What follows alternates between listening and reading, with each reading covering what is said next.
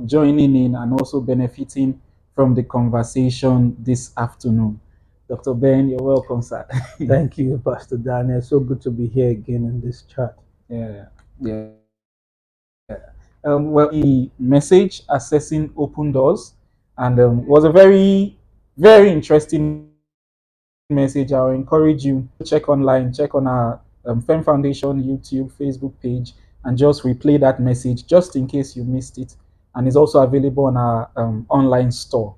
All right, so to get into the message, you spoke about a number of things. You spoke about the year 5784, the feasts of the Lord, and then you spoke about three things that we need to put in place in terms of you spoke about our beliefs, you spoke about generosity, and I think you spoke about humility and discernment. All right, so to take it line by line, let's start with the feasts. Yeah. You know, people will say, why are we celebrating the feast? We are not Jews, in quote.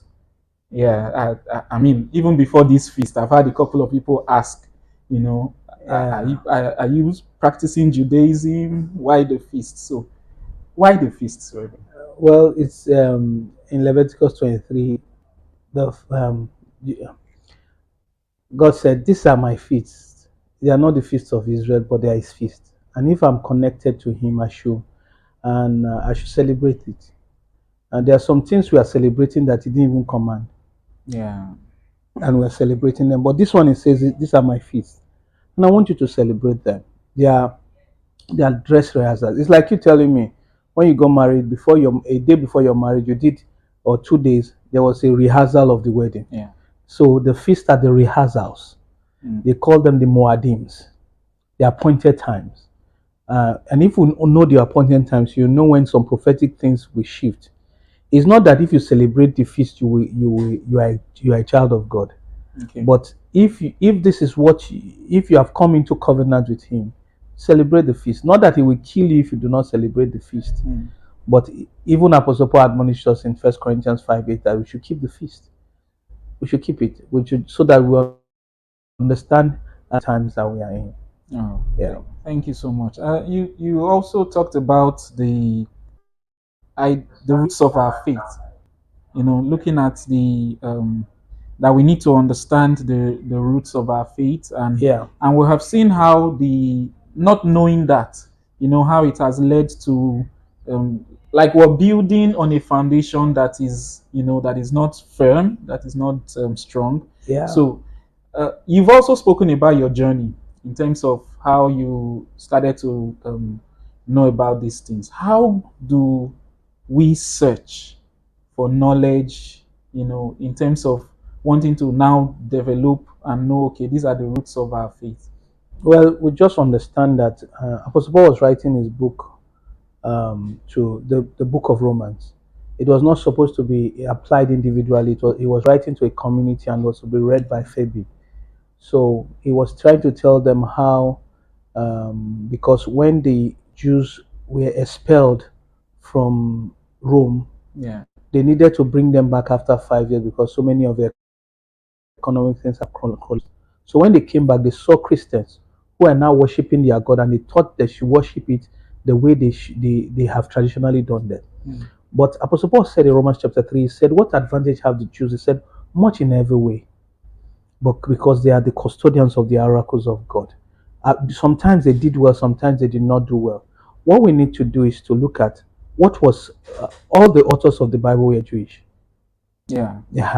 Then Jesus was Jewish, and where there was a way that they read scriptures. So if we don't read it from that perspective, we may misinterpret it. Is it that they were the elites? No. In fact, it said, Israel is my firstborn. What's the firstborn? The firstborn gets the double portion. And if the firstborn gets the double portion, it's not to make him an elite person, is that he was given a double portion so that he can bring others into the better half, the house of God. That's why Jesus said, in my Father's house there are many mansions. So they were supposed to model what a first child would do, that even the other children, when they go into debt, they are supposed to go and redeem them. Did they do it well? Sometimes they didn't do it well. They kept to themselves, they were inward. That even after the Pentecost, and when the Holy Spirit was given, on the day of Pentecost. The day of Pentecost was a day they were celebrating the feast of Pentecost. Yeah. That's when the Holy Spirit decided to come. And it was prophetic significance. They needed to do that. And so, after that time, it took 15 years again before Peter had an encounter to go to Cornelius' house. So you see, they were still introverted. They were still keeping it to themselves, but they were supposed to bring it in. So we, as people who are Gentiles, should look at how is our faith. What was going on there? So what did they receive? How did they write scriptures? Is scriptures the final authority, or how Jesus applied the scriptures the final authority? If we don't know that root, we are sieved. We are like the white branch who is not connected back. Then we'll be able, our faith will be topsy-turvy. We will not understand it. So in my own journey, I met some Messianic Jews, and they believed in Jesus Christ, and they told us there's some things you need to understand. That Apostle Paul, the scriptures he was reading were the scriptures from the Old Testament that he was explaining to the Berean Christians, and he exposed it to them concerning that reality. So in my studying from the perspective of the original custodians of the oracles of God, there was a way they were writing. They had some literary devices they used, and if we can use that, then we'll be able to get into it. And it's a journey. It's a journey. I've not attained yet, but I'm still pursuing it. That we need to get back to the roots of our faith. So, Reverend, whose responsibility is this? In terms of guiding, is it the responsibility of the pastors? Is it the believer's responsibility? And then, if it's the believer's personal responsibility, what materials do we have? Because many of the materials you see, no offense, seems to be tilted more towards, the Western thinking perspective. So, there's so many. I would say it's both individual and collectively. Okay. That even when you know it, it's not for you to be proud. It's for you to bring a perspective that we can engage ourselves with. Like I always tell people, nobody is right about God totally. We know in part, and so we need to start understanding. Excuse me. We need to start understanding that I need to engage your own revelation. Okay. You need to engage my own revelation. We have been taught that excuse me, we have been taught that from our way we learned from the Western mindset, wrong and right. But to the Jewish person, it's about not missing out on your revelation, not missing out on our community revelation. So we need to come back and ask questions. There are many of us that have some questions that we have not been able to ask because they are sacred questions that we should not ask because God is final authority, has said it, and meanwhile, it's not well articulated to us. We need to dig deep into it.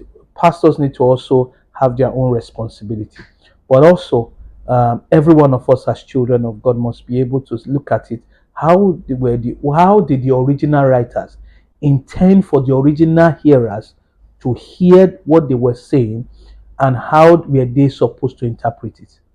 That is the perspective we must be able to see, and it's for every one of us. Although that's why the job of a pastor is or the fivefold ministry is very important in this season. And I assure you, some people are getting it, some people are beginning to see it from that perspective, because right now people are seeking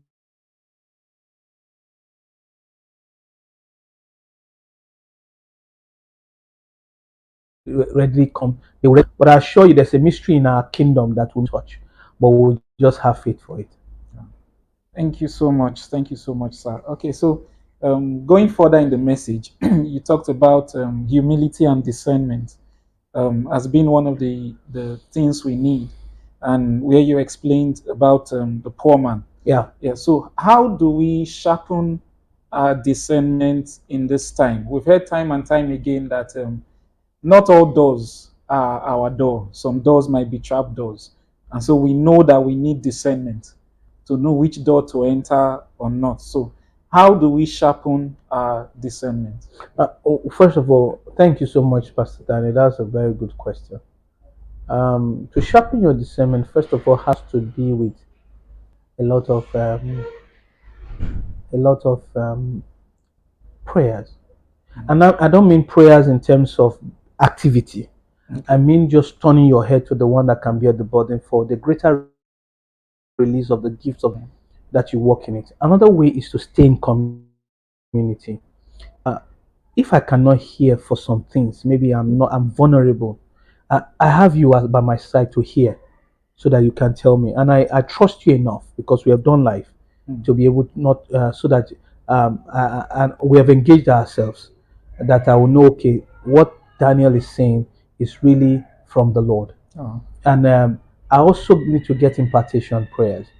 People need to pray for a greater release for those that are working it.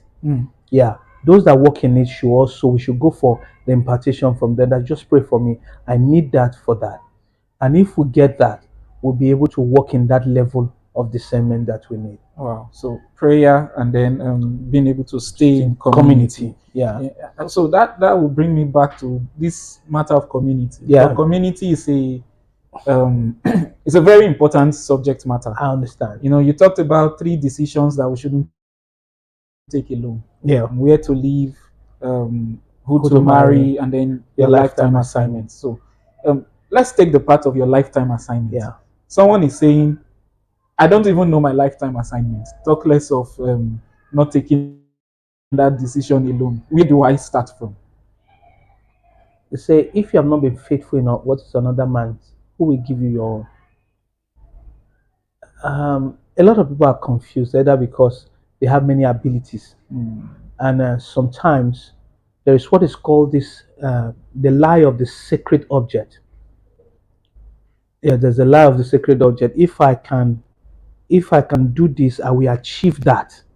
I will get this, I will get fame, I will get money, I will get this thing. Then you have done that, you have received those things, but it's still not satisfying. Yeah. So you are now saying that I am not fulfilled, because when we have this lie of the sacred object, when we really have the thing, it doesn't satisfy us. And so in that lifetime assignment, you might be thinking, I'm called to be a medical doctor, I'm called to this. Then you get there, you are not a medical, still not satisfaction. I have to get to this place there, I will have satisfaction. And see, there's no satisfaction. Maybe when you were getting this phone, Daniel, you dreamt about it, you talked about it. When you got it the first 2 weeks, maybe after 1 month, the thing began to wear out. Yeah. So for every desire, there is what is called the object, the object cause, or the object desire. Then there is the object why. Why do you really want it? Oh. Yeah, that's pointing to your lifetime assignment. And you can't really, until you work with people. You find out David said that same thing. Solomon said that same thing. Ezekiah said that same thing. Even Jesus said that your name may be, I made your name known to people.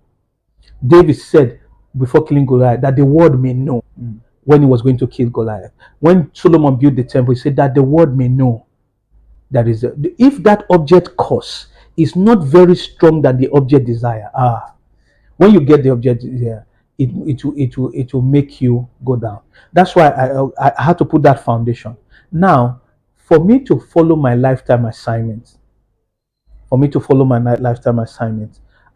sometimes I may be confused. Yeah. Maybe I have many options, but you see, I may not be able to do that. So I will first of all serve somebody who has found his own. That's how the kingdom works. Wow. Who has found his own, and being able to share.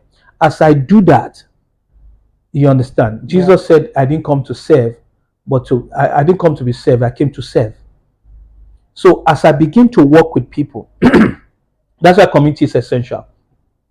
I come into your place because we are in community, help you to build up. In that place, I see the rudiments on how you take decisions and everything.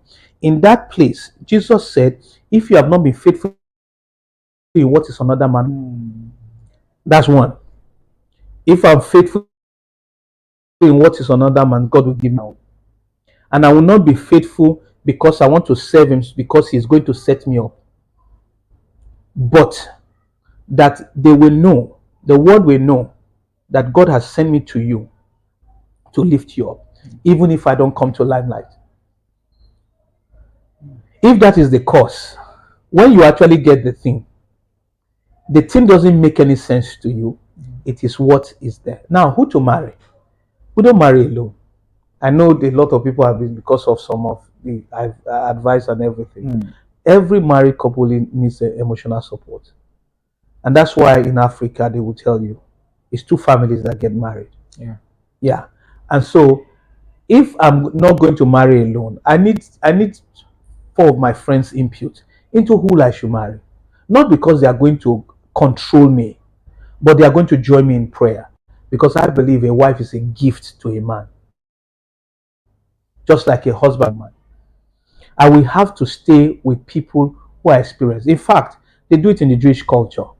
When a man says laka, segula, and a mikvah, then you now say there's the ketubah, then the huppah. These are the 5 levels of the marriage proposal. In the ketubah, that's the writing of the marriage agreement, there were other elders there, fathers, mother from different sides, for the couples to write what will keep their marriage together. It's just like the 10 commandments. It's called the 10-word ketubah. The ketubah is the marriage agreement. There are other people who will guide them and say, no, that thing that you put is not reasonable. Yes. And as they were connected and saying, I know you can marry this because of your bent, because this is what you believe, I believe you could do, and this girl will help you, or this man, you people are coming together to forge that alliance together called divine alliance. The people that have gone ahead of you will know. You need their input. And I will also say, not the ones that will manipulate you, the ones that love you. Yeah. Speaking about this marriage, we'll come back to lifetime assignment. Speaking about this idea of marriage and putting it practically, and it may sound funny, but someone was asking along that line. How do you approach it from a community perspective? Do you meet the community and say, I like to get married to this person before meeting the person? Or do you bring the person to the community and say, we want to get married? What do you think? Pray along with us. I'm looking at the practicality of it. I don't believe the practicality is to go and look for the person and come and say they should end. Why don't you just be open to it and say, I like this person, I feel like this, and then we should. We are coming into the level of instant gratification. I want to get this thing on time, and sometimes it's not bad, but you see, for marriage, we have to be careful. We have to be careful. Some people are so into their lifetime assignment that marriage can never come in. True. Yeah. When I mean lifetime assignment, I'm talking about also career paths. Yeah, and people will never give up that.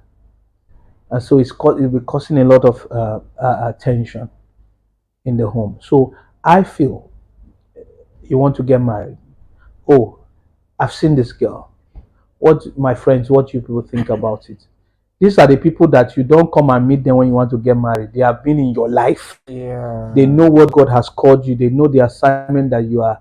So they have been, it might be your pastor, your brothers around, your sisters around, who have the same beliefs like you have. That will be able to say, okay, why don't you calm down? Let's pray about it. But when you tell them, please, I'm telling you this thing, please give me the answer in the next 3 days. That's where it is, because you have already made a commitment, and who will cancel that?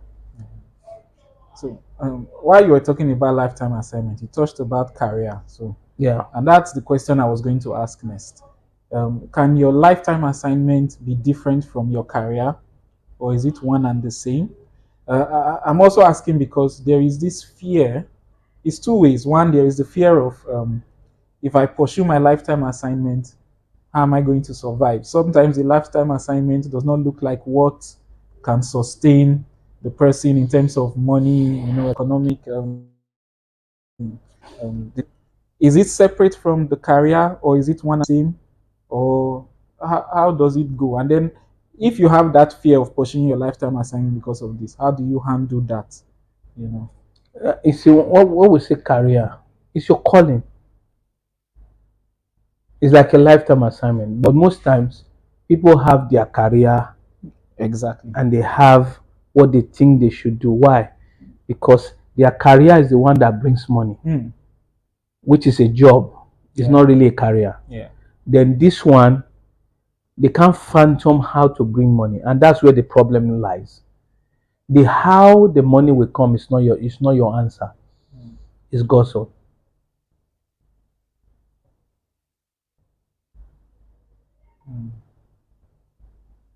So we need that reality to come in, so that we will now understand and say, oh, what am I doing? Am I just living to make money or to pay bills? Or I'm living that it's until I leave this world, I will still be in my lifetime assignment. Maybe not physically anymore, mentally or emotionally connected to it. And that's that demonstration that we need to come into that reality, to know, say, I want what I'm doing as a job, my lifetime assignment, to be one. So sometimes what God wants you to do is not so popular. So people will ask you, how are you going to feed your family? Yeah. And you are saying, no, I feel called to this, but how to get it, I don't know, because God will care for me. Yeah. A minister of the Federal Republic of Nigeria does not know how the money comes every month to feed him, but it comes. Yeah. Thank you so much, sir. Moving on to the subject of beliefs. Anyone that has stayed around you long enough know that that's something that is. I mean, we have the book Different Thinking. Yeah. There's Change Your Beliefs, Change Your Experiences, and then Transform to Transform. All of these books, center on the issue of mindset and beliefs. So we've heard, even in the message, you gave instances of what powerful beliefs look like. But what exactly is powerful belief, and how do you cultivate a powerful belief system? If you have a powerful belief system, I believe that system will kick in no matter the circumstance. So I'm looking at what exactly is powerful beliefs. Yeah, you see, Jesus is not somebody you believe in, because that's our concept of Christianity. I believe in Jesus and I'm saved. Just like you people say, with the mouth you confess unto salvation, Yeah. and there's no other name that you can be. Romans is in the book of Romans, and you'll be saved. You see, Apostle Paul was saying people confess Caesar and they are saved, because there's a 9-class system that Apostle Paul met in Rome. That's what Jesus. If those in the upper class say Jesus is Lord, you'll be given a stamp. And so, for you to be given that monthly, you confess that Caesar is Lord. Now, Jesus is somebody that should fundamentally change how you view God and how you view your word. That's a powerful belief.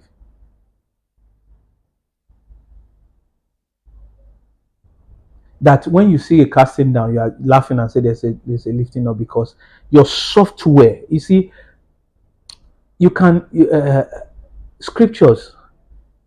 You don't take, according to the biblical standard, you don't take away people from poverty. You take poverty away from them. Wow, that's Giving somebody's money and remove them from an environment is taking them away from poverty. But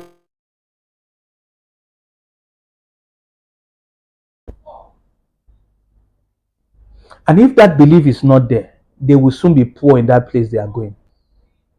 So the concept of the kingdom is to take away poverty from you. wow.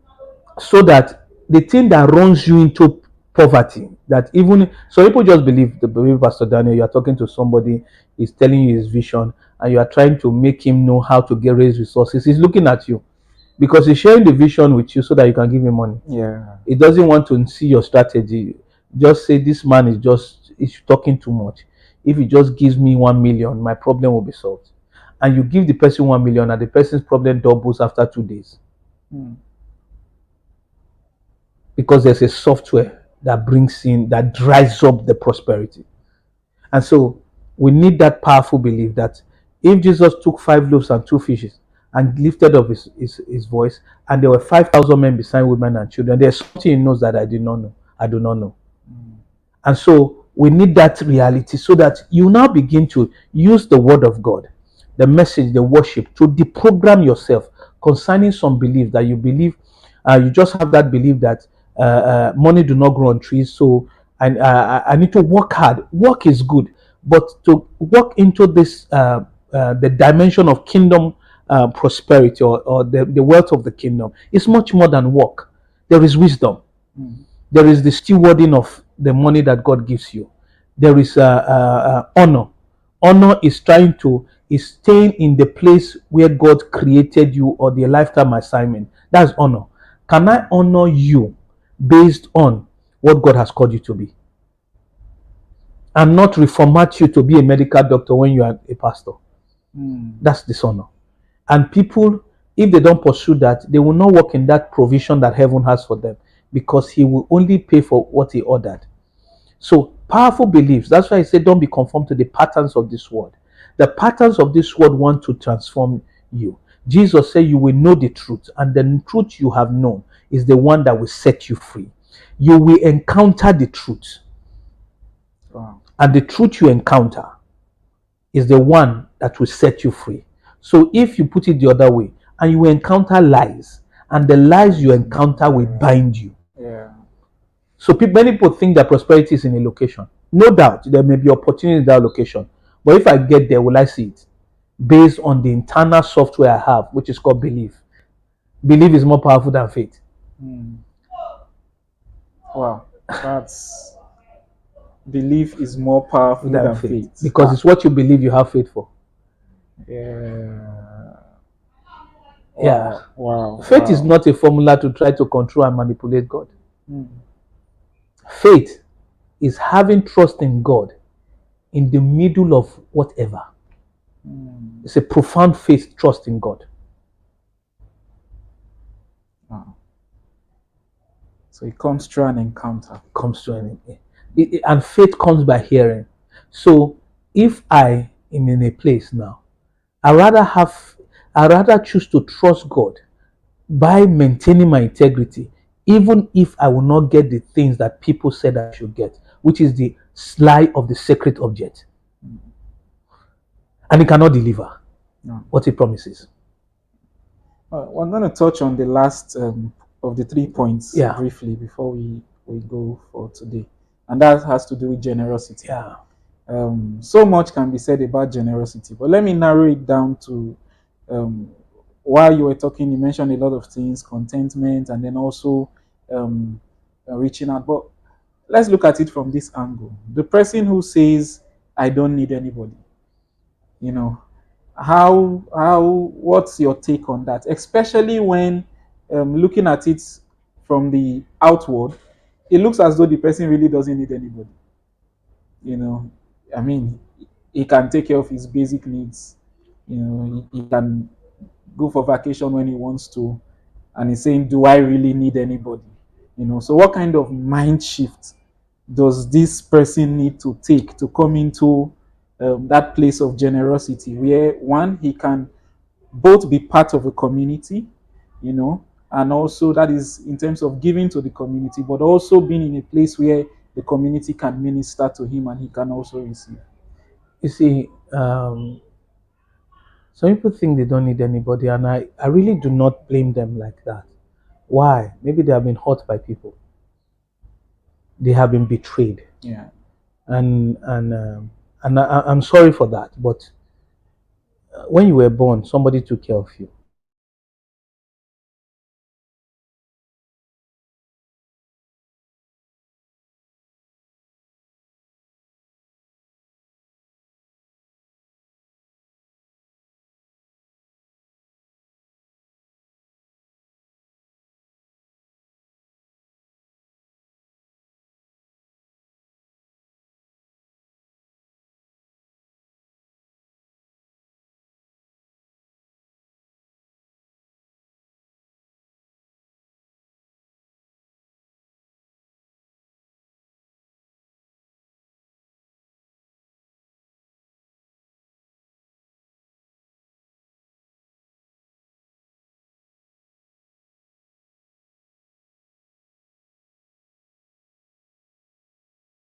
this conference. It's 9 days away. Oh, I'm so excited about the Cure for Desert Places conference, and I believe that you too can also be excited. And I invite you specifically to be part of the Cure for Desert Places, starting from October 1st through October 8th. And that will be the last day, which is 8-day time, 8-day period. And we have 3 sessions every day. It's like a camp meeting, and we're having many people leading the speakers, and also we have our worship team coming in to lead us into an encounter. This year we're talking about emerge, where 400 men went to David in the cave of Adullam, and they came out 600 mighty men. We're also talking about how David emerged from the backside of life and came the life of Jesus Christ. And this year generally 5784 is the year of open doors. How are we going to emerge into it? You see, there must be the marriage of the supernatural and the super practical.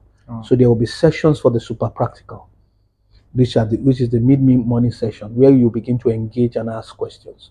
And so most times we dwell in the supernatural alone. It's a realm of revelation, but the supernatural, super practical must come in, and there must be that marriage that will bring about the breakthrough. Joseph interpreted the dream of Pharaoh and said, "This is the famine coming," and brought the super practical approach to it. Because most times we say God is the realm of only supernatural. God has no realm.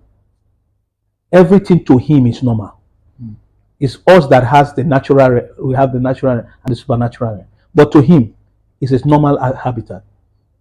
So David's gift was purely prophetic. Joseph's dream gift was purely prophetic. And so there will be that supernatural touch and that super practical touch where we'll be looking at principles and how to serve in a godless community, to infiltrate system and not be abusive, but be infiltrating and not be invading, but infiltrating. And that's what we need in this time and season. Because I believe one thing, Daniel, if everybody on earth converts to our way of belief, would this world be a better place? It's a question we need to ask ourselves. If we say everybody should become your own type of version, your type of the type of Christianity you have, if everybody on earth converts to that version, will the world be a better place? Or even if for you, everybody converts to your own belief, will the world be a better place? Jesus did not come to take over Rome or take over the authority from Rome. He came to change the hearts of people that will make that authority of Rome to crumble. And the first century believers did it. That is, say you have turned Jerusalem upside down. Why? How did they do it? They were patient, and they had their formula, which is love. To love people and to love well. So the Cure for Desert Places is one event every year. We used to start our year as a family. So if you are part of our family, please be around and join us for this wonderful time. And so, Pastor Daniel, I hope you'll be there. Definitely. Maybe you are planning not to be there, so that I should know what I will do to you now. No. Can't miss it for anything. I'm sure Kachi and Bridget will be here there for this. And I want you to if you want us to organize how you will come by our buses, please let us know, and we'll get to you. Just write us on our handles and we'll get back to you. God bless you. So I'm sure we'll talk more about the Cure as the days go by. Yes. I'm sure we'll have a lot of conversations around the Cure for next week. All right, sir.